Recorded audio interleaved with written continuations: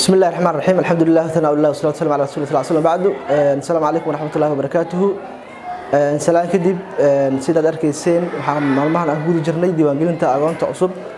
iyadoo la marayo xilligii gabagabada sanad dugsiyeedka insha Allah ta'ala mar dhow bilaaw doono sanad dugsiyeed cusub ayaa waxa aad u soo badanayay baahida waxbarasho ee aqoonta qabaan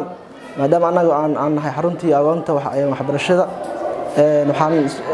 maalin dhow shaacinay in aan qabanayno arday cusub sanad dugsiyeedkan runtii markaan shaqadii bilawnay oo ilaa hadda aan ku guda jirno June ilaa July aan ugu talagalay inaan diiwaan gelino waxa aad noogu soo batay maxaan ku dhahay waalidiinta heesto caruurta aqoonta ah oo xarunta iimaanayay oo la diiwaan gelinayay sida awgeed waxaan maanta jeclaysanay inaan walaalaha Soomaaliyeed iyo guud ahaan muslimiinta hore noogu xirnaayeen in aan sidii horay baaq loogu jeediyay maxaan ku dhahay gudoomiyaha iyo maamulka iskuulka horay ay maxaan ku dhahay u soo bandhigeen in baahi ay jirto kafaalaqaad haddana aragnay in maxaan ku dhahay aan tiro badan aan diiwaan gelinayno ayaan waxaan rabnaa inaan mar kale carabka ku sii dhifano in aan u baahanahay garab istaag caruurta aqoonta aan hadda qabanayno runtii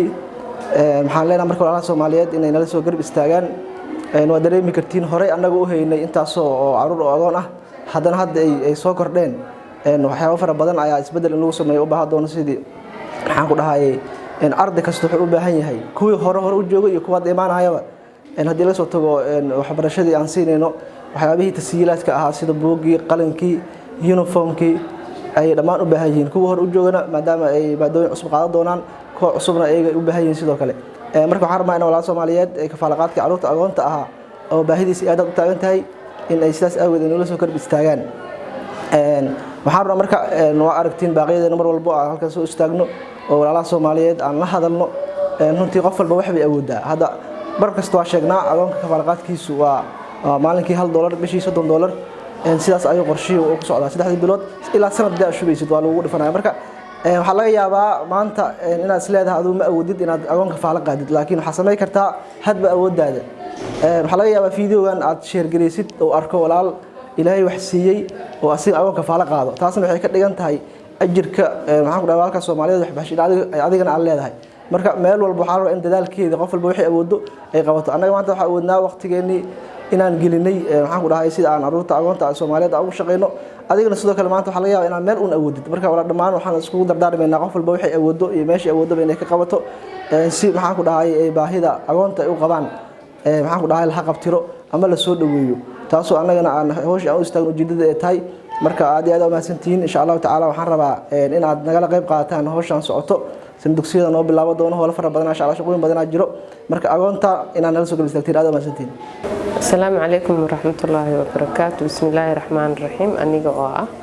حبيب حاج محمد حبيب الشينو كانت ترسل هالوذين هذا المستقيم فانديشن waxaan halkan maanta ka soo jeedinayaa ama u soo fariistay in aan ka hadlo in ardaydii iskuulkii la furaayo oo haddana wili ay koorsooyin noo socdaan marka dhammaan ummadda Soomaaliyeed iyo dhammaan ummadda Islaamka oo dhan waxaan ka codsanaynaa in ay nagu garab istaagaan caawinta iyo waxbarashada ardayda aqoonta ma haystaan iskuulka qalabkiisii kuraasminkiisii way wada jaban yihiin qalabkaas in nagu la saacidaa rabnaa waxa kale oo loo baahan yahay dhar iskuul buugaagti ardayda way soo bateen 300 iyo something si marooyaan maalin walba waxa qabanaa 10 arday 15 marka insha Allah waxa walaal lagu yahay adduunyada marka maanta waxa dhiibatan birita helaysa waxaan jeclaan lahaa mar walba inaan garab istaagtiin hadaan nahay al-Mustaqim Foundation caawiyaasha